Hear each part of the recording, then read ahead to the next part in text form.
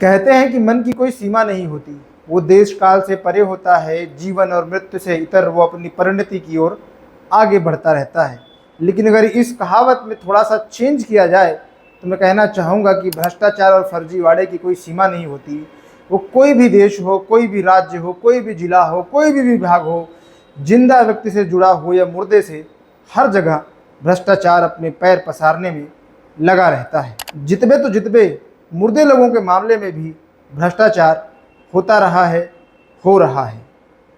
जी हाँ, ऐसा ही एक गंभीर भ्रष्टाचार का मामला सामने आया है उत्तर प्रदेश के प्रयागराज में, जहां पर सरकारी पैसों की बंदरबाट में ऐसी घपरोल मचाई गई कि करोड़ों रुपए वारे न्यारे हो गए। नमस्कार, आप देख रहे हैं द प्रयागम का वीकली न्यूज शो, जिसका नाम है बड़ी बात।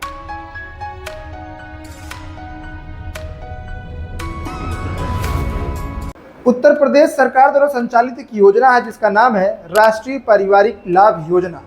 ये योजना उन गरीब लोगों के लिए बनाई गई है जिनके परिवार का एक कमाऊ सदस्य, उनके परिवार का मुखिया अगर असमय मृत्यु हो जाती है तो उनकी आर्थिक सहायता की जा सके। इस योजना के नियम कहते हैं कि गरीबी रेखा के नीचे जीवन यापन करने वाले अगर किसी परिवार का मुखिया या मुख्य कमाऊ सदस्य असमय अगर उसकी मृत्यु हो जाती है तो उस केस में उस परिवार को 30,000 रुपये की एक मुश्त धनराशि सहयोग के रूप में दी जाएगी। इस राशि को देने के लिए लेखपाल से लेकर कानूनगो तक और उसके बाद जिला समाज कल्याण अधिकारी तक के स्तर पर बाकायदा जांच पड़ताल की जाती है और सारे सत्यापन में सही निकलने पर ही लाभार्थी के परिवार को 30,000 रुपये ट्रांसफर किए जाते हैं। बड़ी बात यह है कि हाल ही में प्रयागराज निवासी अनुभव श्रीवास्तव ने इस विभाग से जुड़े मंत्रालय के मंत्री को 54 पेज की एक शिकायत पत्र भेजा। बाकायदा शपथ पत्र के साथ भेजे गए उस शिकायत पत्र में आरोप लगाया गया कि 2023 में प्रयागराज में जिला समाज कल्याण अधिकारी के पद पर तैनात रहे त्रिनेत्र सिंह ने बड़े स्तर पर इस योजना में घोटाला किया, करोड़ों रुपए की हेरफेर हुई है। शिकायत पत्र में कहा गया कि 2-4 मामले नहीं बल्कि 1500 से 2000 ऐसे मामले हैं जिसमें पूरी तरह से फर्जी तरीके से इस योजना के तहत पैसे ट्रांसफ़र किए गए। ये पैसे उन लोगों को ट्रांसफ़र किए गए जो इस योजना के पात्र ही नहीं थे। उनकी शिकायत के अनुसार अगर गुणा भाग किया जाए ये आंकड़ा 4.5 करोड़ रुपए के फर्जीवाड़े का निकलकर सामने आता है। बड़ी बात यह है कि नियम के मुताबिक इस योजना के अंतर्गत वही लोग अप्लाई कर सकते हैं जिनके कमाऊ सदस्य की मृत्यु 1 साल के भीतर हुई हो।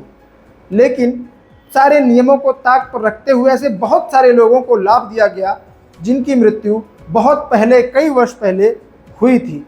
इतना ही नहीं, इस योजना में उन लोगों को भी लाभ दिया गया जिनकी विधवाओं को अलग से पेंशन भी मिल रही है, जबकि इसका कोई प्रावधान इस योजना में नहीं है। इस संबंध में शिकायतकर्ता ने सिर्फ शिकायत ही नहीं की थी बल्कि लगभग 250 लाभार्थियों की सूची भी दी थी, जिसमें से 7 लाभार्थियों के फर्जीवाड़े से संबंधित पूरे डॉक्यूमेंट्स, पूरे साक्ष्य भी प्रस्तुत किए थे। शिकायतकर्ता की शिकायत पर जब जांच हुई तो पता चला कि शिकायतकर्ता ने जो 249 लोगों की सूची सौंपी थी उसमें से 30 लोगों के रैंडमली चूज करके उनके घरों पर स्थलीय निरीक्षण किया गया तो पाया गया तो केवल उसमें से 6 लोग ऐसे थे जो इस योजना के पात्र थे। यानी ये कि इस योजना में लाभान्वित हुए 80% लोगों को फर्जी तरीके से पैसे बांटे गए थे। इस जांच के अलावा एक दूसरी जांच भी की गई, क्योंकि प्रयागराज के अधिवक्ता ओपी मिश्र द्वारा भी एक शिकायती पत्र देकर राष्ट्रीय पारिवारिक लाभ योजना में फर्जीवाड़े की शिकायत की गई थी। उनके शिकायत पत्र पर प्रयागराज मंडल के उप निदेशक को जांच सौंपी गई थी। उन्होंने अपनी प्रारंभिक रिपोर्ट विभाग को सौंप दी है और उनकी जांच में पाया गया है कि प्रयागराज के करछना तहसील में 154 लोगों में से 98 लोग अपात्र पाए गए हैं।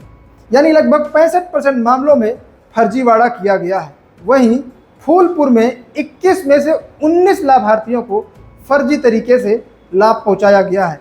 यानी कि कुल मिलाकर देखें तो 95% से अधिक मामलों में फर्जीवाड़ा किया गया है। बड़ा सवाल यह है कि पैसे के ट्रांसफ़र से पहले जब 3 स्तर पर जांच पड़ताल की जाती है तो ये बड़ा फर्जीवाड़ा कैसे हो गया। फिलहाल इस फर्जीवाड़े के मुख्य अभियुक्त त्रिनेत्र सिंह को निलंबित कर निदेशालय से संबद्ध कर दिया गया है। करोड़ों के इस घोटाले में किसका कितना कट बना, किसने कितनी तिजोरी भरी, फिलहाल ये विषय जांच का है। लेकिन बड़ा सवाल ये है कि एक अधिकारी जिसके खिलाफ पक्के तौर पर सबूत हैं, फिर भी उसे इतनी छोटी या नगण्य सजा क्यों दी जा रही है। निलंबन कोई पनिशमेंट नहीं होता। कोई अधिकारी को एक जगह से उठाकर दूसरी जगह रख देने से भ्रष्टाचार रुक जाएगा क्या? ये वो सवाल है जिसे हर व्यक्ति को शासन प्रशासन से पूछना चाहिए। आज के लिए बस इतना ही। अगले हफ्ते फिर मिलेंगे। अगर आप ये वीडियो YouTube पर देख रहे हैं तो हमारे चैनल को सब्सक्राइब कीजिए। अगर Facebook पर देख रहे हैं तो हमारे पेज को लाइक कीजिए।